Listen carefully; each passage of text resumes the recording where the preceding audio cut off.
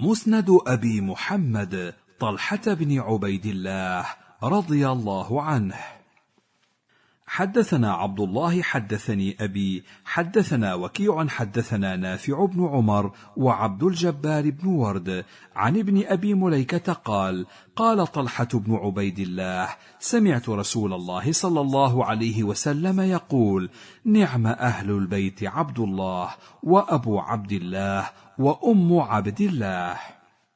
حدثنا عبد الله حدثني أبي حدثنا عبد الرحمن حدثنا نافع بن عمر وعبد الجبار بن الورد عن ابن أبي مليكة قال: قال طلحة بن عبيد الله: لا أحدث عن رسول الله صلى الله عليه وسلم شيئا إلا أني سمعته يقول: إن عمرو بن العاص من صالح قريش. قال: وزاد عبد الجبار بن ورد عن ابن أبي مليكة عن طلحة قال: نعم أهل البيت عبد الله وأبو عبد الله وأم عبد الله.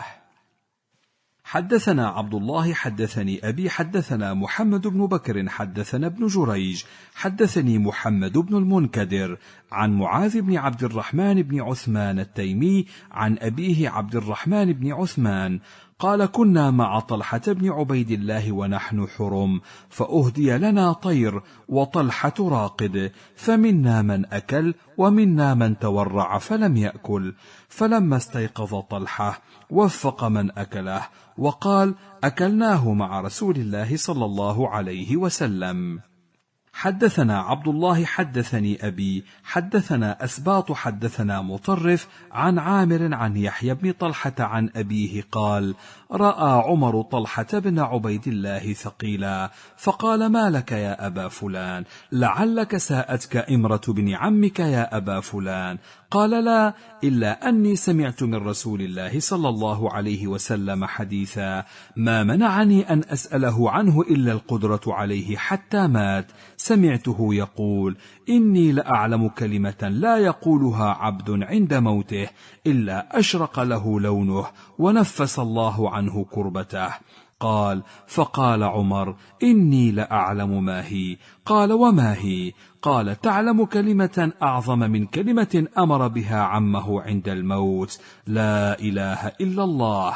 قال طلحة: صدقت، هي والله هي.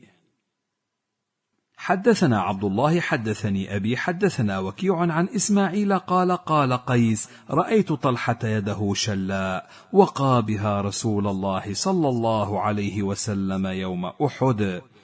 حدثنا عبد الله حدثني أبي حدثنا إبراهيم بن مهدي حدثنا صالح بن عمر عن مطرف عن الشعبي عن يحيى بن طلحة بن عبيد الله عن أبيه أن عمر رآه كئيبا، فقال: ما لك يا أبا محمد كئيبا؟ لعله ساءتك امرأة ابن عمك، يعني أبا بكر.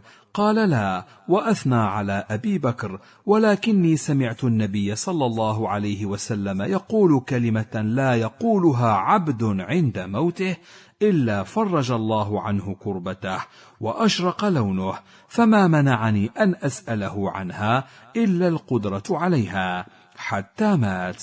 فقال له عمر: إني لأعلمها. فقال له طلحة: وما هي؟ فقال له عمر: هل تعلم كلمة هي أعظم من كلمة أمر بها عمه؟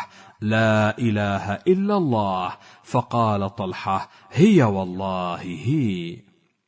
حدثنا عبد الله حدثني أبي حدثنا علي بن عبد الله حدثني محمد بن معن الغفاري أخبرني داود بن خالد بن دينار أنه مر هو ورجل يقال له أبو يوسف من بني تيم على ربيعة بن أبي عبد الرحمن.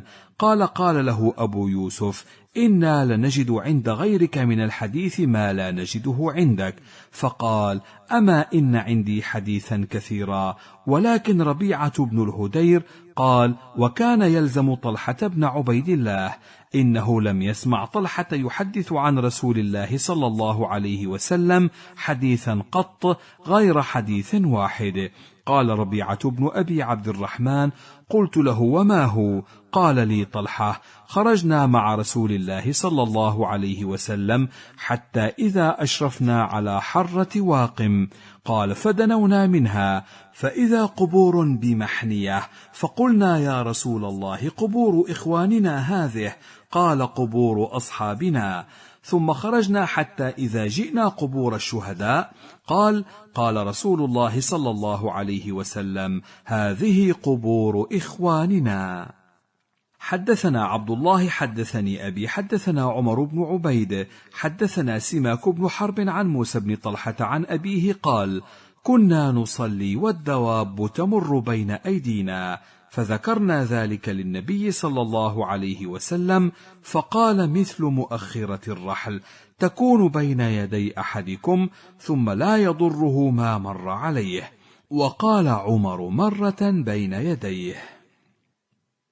حدثنا عبد الله حدثني أبي حدثنا محمد بن عبيد حدثنا محمد بن إسحاق عن محمد بن إبراهيم عن أبي سلمة قال: نزل رجلان من أهل اليمن على طلحة بن عبيد الله، فقتل أحدهما مع رسول الله صلى الله عليه وسلم، ثم مكث الآخر بعده سنة ثم مات على فراشه.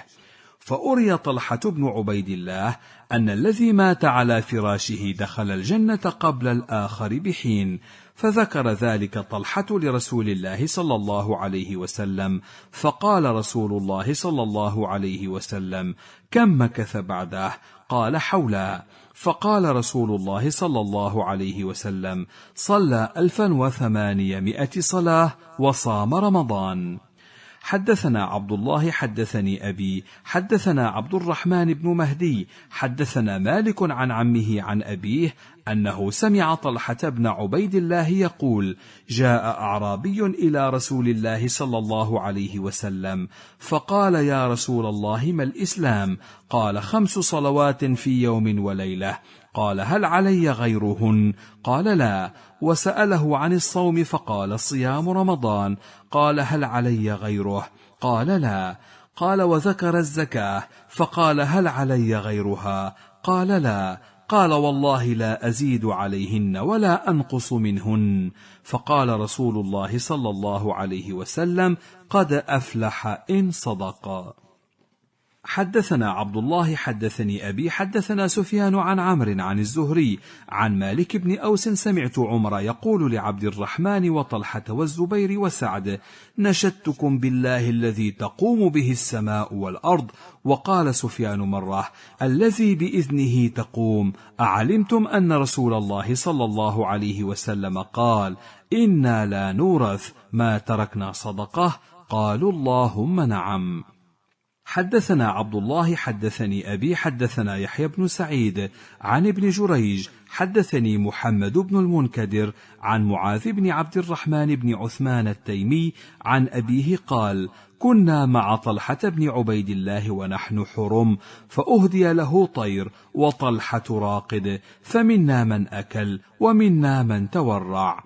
فلما استيقظ طلحة وفق من أكله وقال: أكلناه مع رسول الله صلى الله عليه وسلم.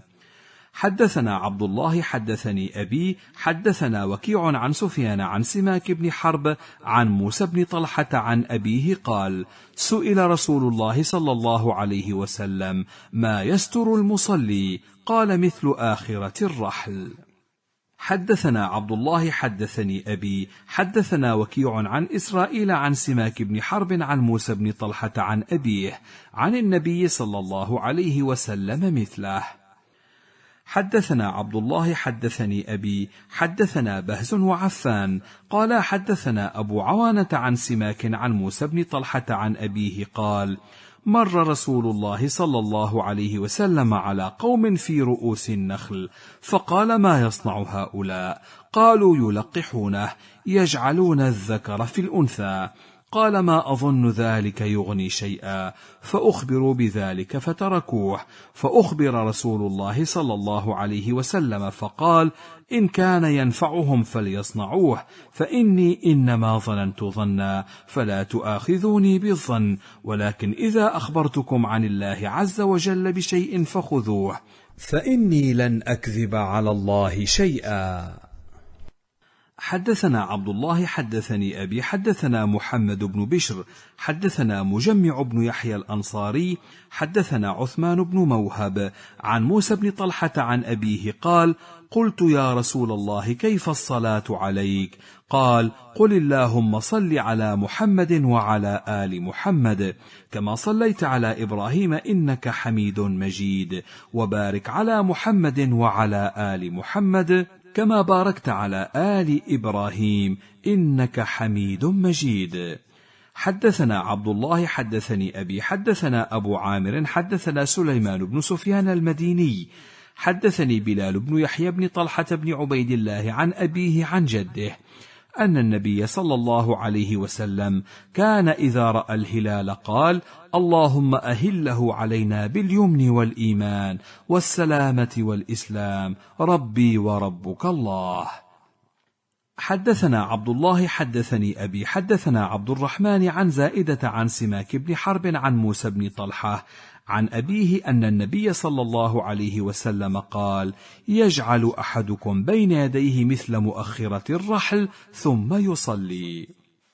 حدثنا عبد الله حدثني أبي حدثنا عبد الرزاق أخبرنا إسرائيل عن سماك أنه سمع موسى بن طلحة يحدث عن أبيه قال: مررت مع النبي صلى الله عليه وسلم في نخل المدينة فرأى أقواما في رؤوس النخل يلقحون النخل، فقال: ما يصنع هؤلاء؟ قال: يأخذون من الذكر فيجعلونه في الأنثى يلقحون به.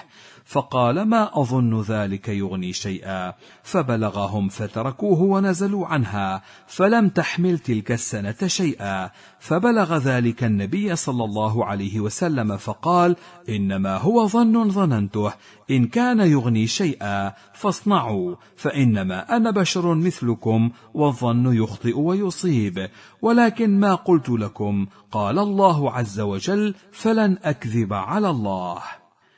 حدثنا عبد الله حدثني أبي حدثنا أبو النضر حدثنا إسرائيل حدثنا سماك بن حرب عن موسى بن طلحة فذكره. حدثنا عبد الله حدثني أبي حدثنا وكيع حدثني طلحة بن يحيى بن طلحة عن إبراهيم بن محمد بن طلحة عن عبد الله بن شداد أن نفرا من بني عذرة ثلاثة أتوا النبي صلى الله عليه وسلم فأسلموا. قال: فقال النبي صلى الله عليه وسلم: من يكفينيهم؟ قال: طلحة أنا. قال: فكانوا عند طلحة، فبعث النبي صلى الله عليه وسلم بعثا، فخرج فيه أحدهم فاستشهد. قال: ثم بعث بعثا، فخرج فيه آخر فاستشهد. قال: ثم مات الثالث على فراشه. قال طلحة: فرأيت هؤلاء الثلاثة الذين كانوا عندي في الجنة، فرأيت الميت على فراشه أمامهم، ورأيت الذي استشهد أخيرا يليه، ورأيت الذي استشهد أولهم آخرهم. قال: فدخلني من ذلك. قال: فأتيت النبي صلى الله عليه وسلم فذكرت ذلك له. قال: فقال رسول الله صلى الله عليه وسلم: وما أنكرت من ذلك؟ ليس أحد أفضل عند الله من مؤمن يعمر في الإسلام لتسبيحه وتكبيره وتهليله. حدثنا عبد الله حدثني أبي حدثنا يزيد بن عبد ربه حدثنا الحارث بن عبيدة حدثني محمد بن عبد الرحمن بن مجبر عن أبيه عن جده أن عثمان أشرف على الذين حصروه فسلم عليهم فلم يردوا عليه، فقال عثمان: أفي القوم طلحة؟ قال طلحة: نعم. قال: فإنا لله وإنا إليه راجعون، أسلم على قوم أنت فيهم فلا يردون. قال: قد رددت. قال: ما هكذا الرد، أسمعك ولا تسمعني يا طلحة. أنشدك الله، أسمعت النبي صلى الله عليه وسلم يقول: لا يحل دم المسلم إلا واحدة من ثلاث: أن يكفر بعد إيمانه، أو يزني بعد إحصانه، أو يقتل نفسا فيقتل بها. قال: اللهم نعم. فكبر عثمان فقال: والله ما أنكرت الله منذ عرفته، ولا زنيت في جاهلية ولا في إسلام، وقد تركته في الجاهلية تكرها وفي الإسلام تعففا، وما قتلت نفسا يحل بها قتلي. حدثنا عبد الله حدثني أبي حدثنا قتيبة بن سعيد حدثنا بكر بن مضر عن ابن الهادي عن محمد بن إبراهيم عن أبي سلمة بن عبد الرحمن عن طلحة بن عبيد الله أن رجلين قدما على رسول الله صلى الله عليه وسلم وكان إسلامهما جميعا، وكان أحدهما أشد اجتهادا من صاحبه، فغزا المجتهد منهما فاستشهد، ثم مكث الآخر بعده سنة ثم توفي. قال طلحة: فرأيت فيما يرى النائم كأني عند باب الجنة إذا أنا بهما وقد خرج خارج من الجنة، فأذن للذي توفي الآخر منهما، ثم خرج فأذن للذي استشهد، ثم رجعا إلي فقالا ليرجع فإنه لم يأن لك بعد، فأصبح طلحة يحدث به الناس فعجبوا لذلك، فبلغ ذلك رسول الله صلى الله عليه وسلم فقال: من أي ذلك تعجبون؟ قالوا: يا رسول الله، هذا كان أشد اجتهادا ثم استشهد في سبيل الله ودخل هذا الجنة قبله. فقال: أليس قد مكث هذا بعده سنة؟ قالوا: بلى. قال: وأدرك رمضان فصامه؟ قالوا: بلى. قال: وصلى كذا وكذا سجدة في السنة؟ قالوا: بلى. قال رسول الله صلى الله عليه وسلم: فلما بينهما أبعد ما بين السماء والأرض. حدثنا عبد الله حدثني أبي حدثنا يعقوب حدثنا أبي عن ابن إسحاق حدثنا سالم بن أبي أمية أبو النضر قال: جلس إلي شيخ من بني تميم في مسجد البصرة ومعه صحيفة له في يده. قال: وفي زمان الحجاج، فقال لي: يا عبد الله، أترى هذا الكتاب مغنيا عني شيئا عند هذا السلطان؟ قال: فقلت: وما هذا الكتاب؟ قال: هذا كتاب من رسول الله صلى الله عليه وسلم كتبه لنا ألا يتعدى علينا في صدقاتنا. قال: فقلت: لا والله، ما أظن أن يغني عنك شيئا. وكيف كان شأن هذا الكتاب؟ قال: قدمت المدينة مع أبي وأنا غلام شاب بإبل لنا نبيعها، وكان أبي صديقا لطلحة بن عبيد الله التيمي، فنزلنا عليه، فقال له أبي: أخرج معي فبع لي إبلي هذه. قال: فقال: إن رسول الله صلى الله عليه وسلم قد نهى أن يبيع حاضر لباد، ولكن سأخرج معك فأجلس وتعرض إبلك، فإذا رضيت من رجل وفاء وصدقا ممن ساومك أمرتك ببيعه. قال: فخرجنا إلى السوق فوقفنا ظهرنا، وجلس طلحة قريبا، فساومنا الرجال حتى إذا أعطانا رجل ما نرضى قال له أبي: أبايعه؟ قال: نعم، قد رضيت لكم وفاءه، فبايعوه. فبايعناه، فلما قبضنا مالنا وفرغنا من حاجتنا قال أبي لطلحة: خذ لنا من رسول الله صلى الله عليه وسلم كتابا ألا يتعدى علينا في صدقاتنا. قال: فقال: هذا لكم ولكل مسلم. قال: على ذلك إني أحب أن يكون عندي من رسول الله صلى الله عليه وسلم كتاب. قال: فخرج حتى جاء بنا إلى رسول الله صلى الله عليه وسلم، فقال: يا رسول الله، إن هذا الرجل من أهل البادية صديق لنا، وقد أحب أن تكتب له كتابا لا يتعدى عليه في صدقته. فقال رسول الله صلى الله عليه وسلم: هذا له ولكل مسلم. قال: يا رسول الله، إنه قد أحب أن يكون عنده منك كتاب على ذلك. قال: فكتب لنا رسول الله صلى الله عليه وسلم هذا الكتاب. آخر حديث طلحة بن عبيد الله رضي الله عنه.